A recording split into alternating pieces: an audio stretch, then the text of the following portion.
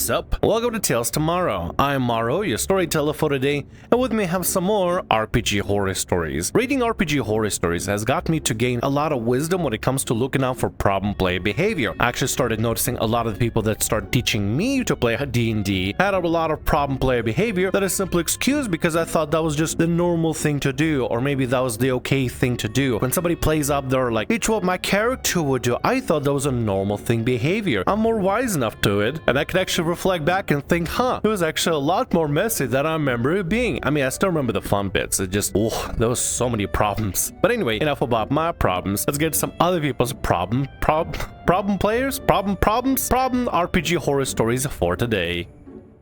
The worst case of railroading I've ever seen. We're playing a Cyberpunk game where a drug gang themed to Wizard of Oz had taken over an abandoned nightclub. These guys weren't wearing costumes. That had undergone exotic body sculpting surgery so the Tin Men look as they do in the movie, and the scarecrows are lanky and wearing old clothes and burlap. Our team wanted to sneak past them as there were almost 20 gangsters all dressed the same, and they were all confused and high in their own supply, some smashing their heads against the wall. Plus our real prize was in the nightclub's basement. Our team's journalist asked if they could do an internet search to learn more about the Wizard of Oz. GM agrees, and the journalist rolled very high on a library check. GM says, you don't know what the Wizard of Oz is, so you can't look it up. Oh my god! There's nothing more aggravating than if you roll really high and the DM says, nope, you can't find anything. Like, it's one thing if, let's say, for example, the room is entirely empty and you roll an investigation check. Just you are 100% sure that nothing is in the room that could be hidden. There are no hidden doors, there are no hidden traps. But like, you gotta give something. If they rolled a high on library check, maybe you can be like, you didn't learn much about Wizard of Oz, but you found this, you know? Give them some sort of a bone. Make you feel accomplished for rolling really high. There's nothing more aggravating than the DM saying, nope, you didn't get to do the thing. Even though you rolled really high, I'm not gonna give you the thing because you rolled really high anyway. If you're not gonna give them a success, why even making them roll? The journalist says he'll look for Tin Man and Scarecrow because many Cyberpunk booster gangs are basically cosplayers with guns. Someone even floats the idea of dressing up as Dorothy, but the GM says we don't know what that is. The GM clarifies that the Wizard of Oz exists, but the movie is 105 years old at this point.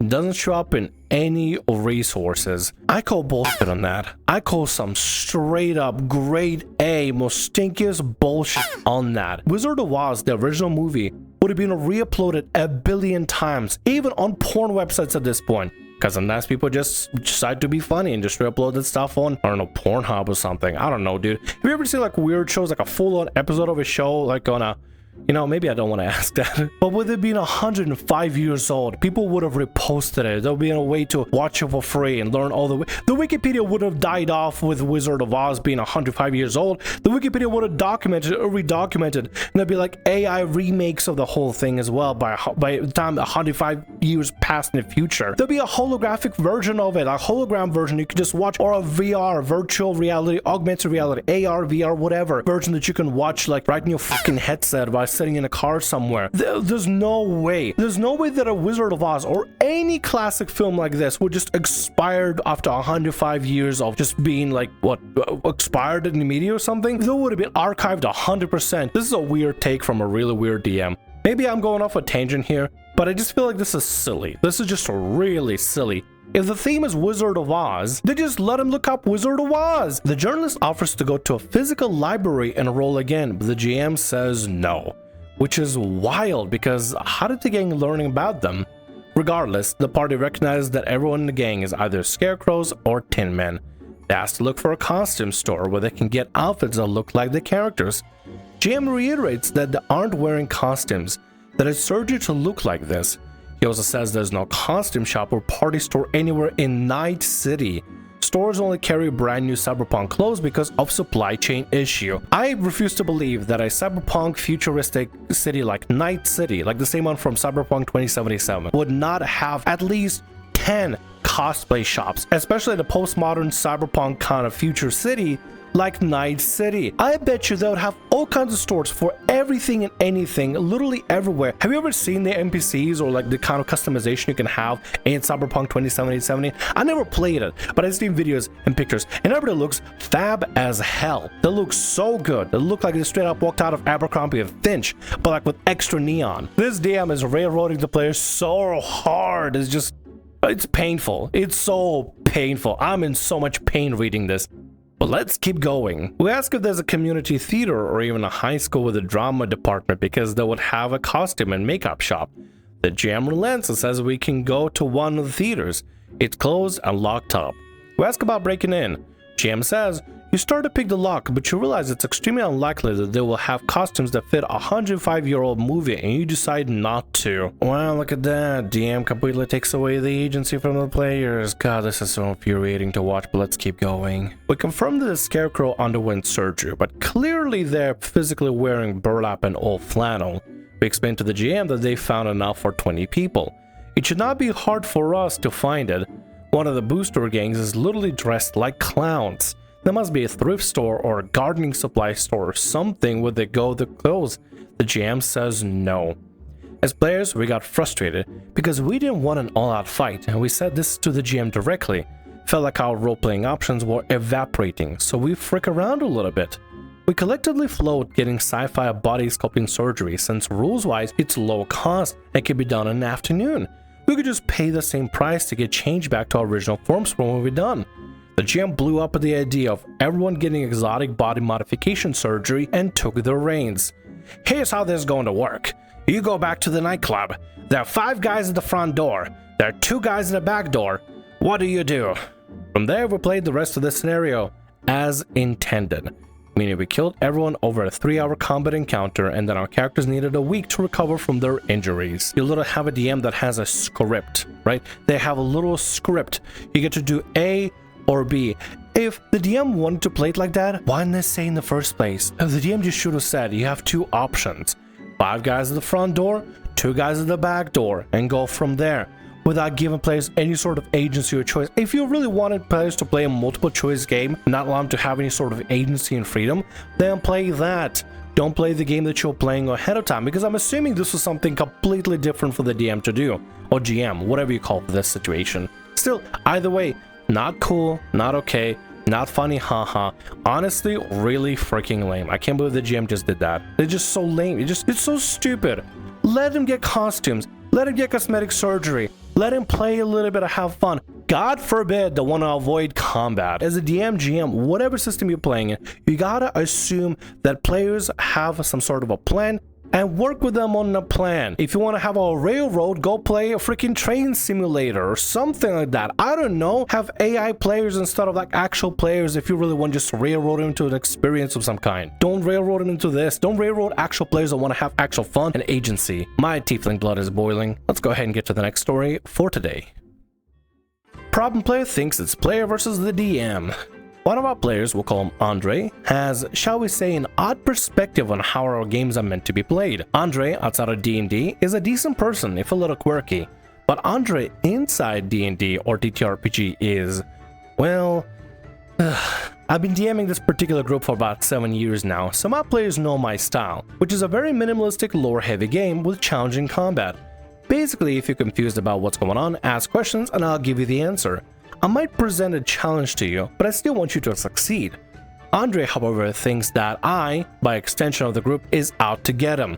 That he and or I are trying to win the game. That's simply not true. Most DMs, I feel like, have adopted this mentality that they want the players to succeed. They're not just a DM at the table and you are the pawns or puppets of this game. They want you to succeed. They're another player at the table. They're just playing the DM's role. But at the end of the day, they're throwing challenges and puzzles and all the kinds of stuff at you. But they want you to succeed. They just want you to have your player characters go through the tribulations and earn the reward because it's fun. It's fun putting players against specific situations or watching them like take down your enemies and bosses and stuff and circumvent stuff with cool mechanics. For me personally, it's such a blast watching my players kick ass and just chew bubblegum and just go do whatever they want to do. It's just amazing. I love the give my players this power fantasy that their characters actually matter, actually dare to do cool things in the world. I think that stuff is awesome. I want to support my players. I want to elevate my players. I don't want to put them down. I want to make sure they feel powerful and their characters feel powerful. And that's the thing most DMs want. They want to be able to play, have fun, and basically cheer for the party. Ironically, Andre wants to be more involved at our table. From what he says, it's one of my other players,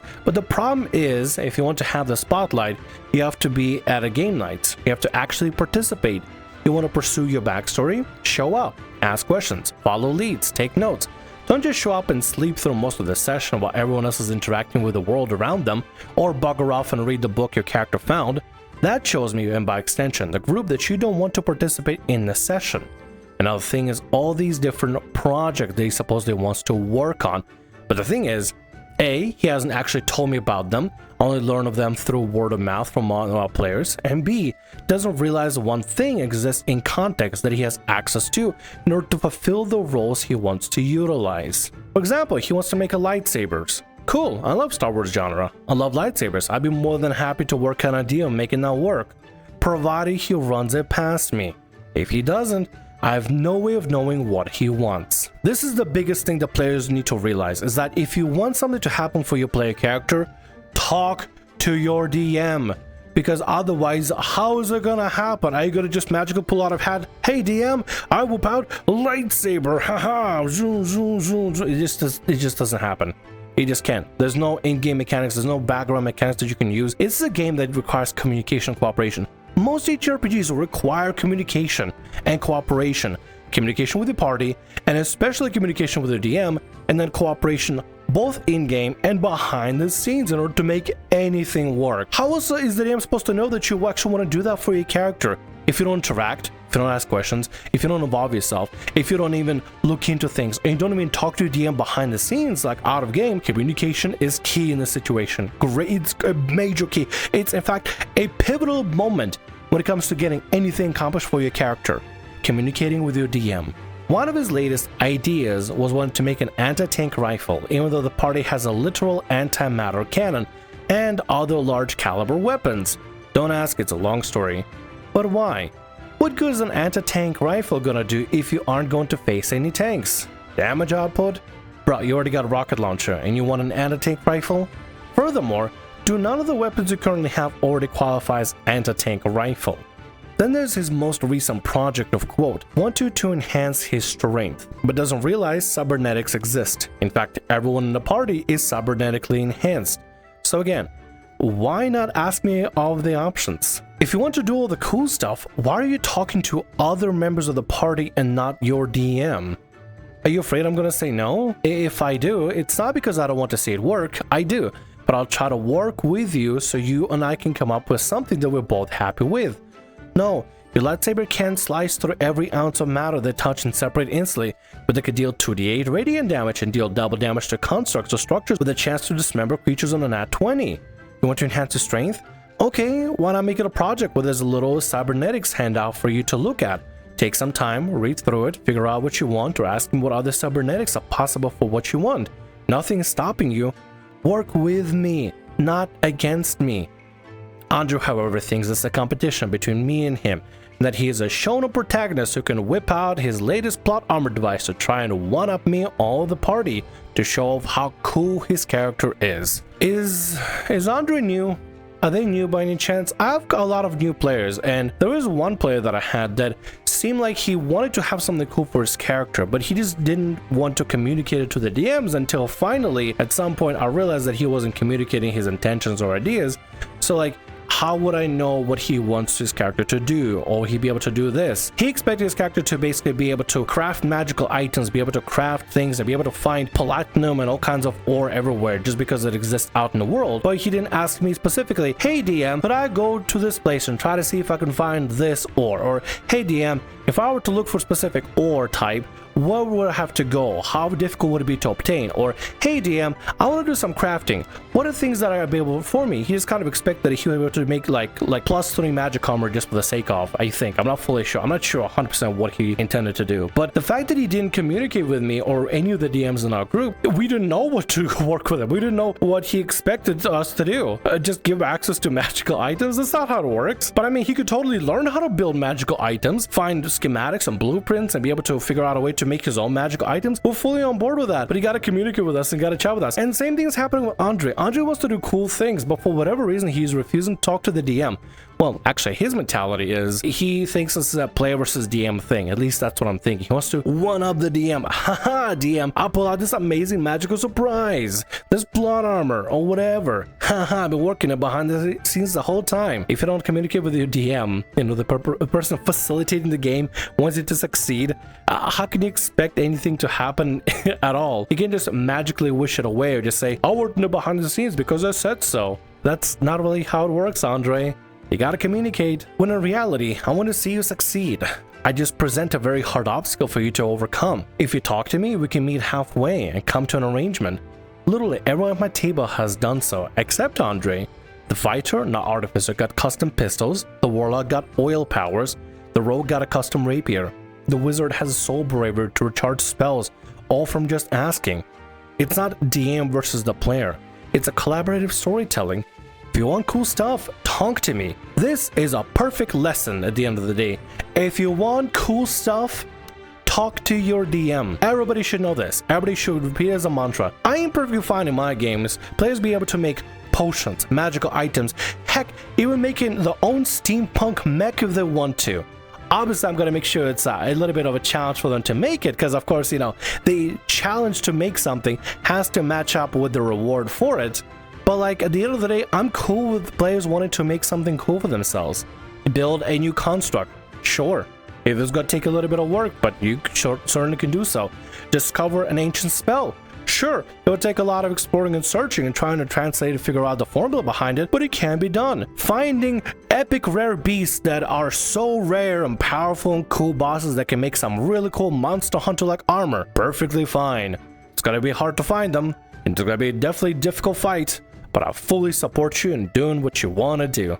I think this stuff is cool, and as DMs, I think most DMs just want to see the players succeed and they want to support them, and they want to see their player characters accomplish something awesome. So for Andre, if Andre ever sees this video, or if anybody out there needs to hear this, work with your DM, communicate with your DM. Your DM is not the enemy. Unless your DM is trying to railroad you and trying to force you into some sort of nonsense like from the last story, then yes, the DM can be probably a bit of a jerk. But most DMs are not your enemy. They want to work with you. They want to watch you succeed. So work with them. And with that, that's going to be all our stories for today. I want to thank you very much for watching, and thanks so much for being here. If you like what I do, consider subscribing to the channel and leaving a like. Also, if the RPG Horror Stories ever goes down, or if you want to submit your own personalized horror story, email is down in the description below. I'll see you again in more Tales Tomorrow. Bye-bye.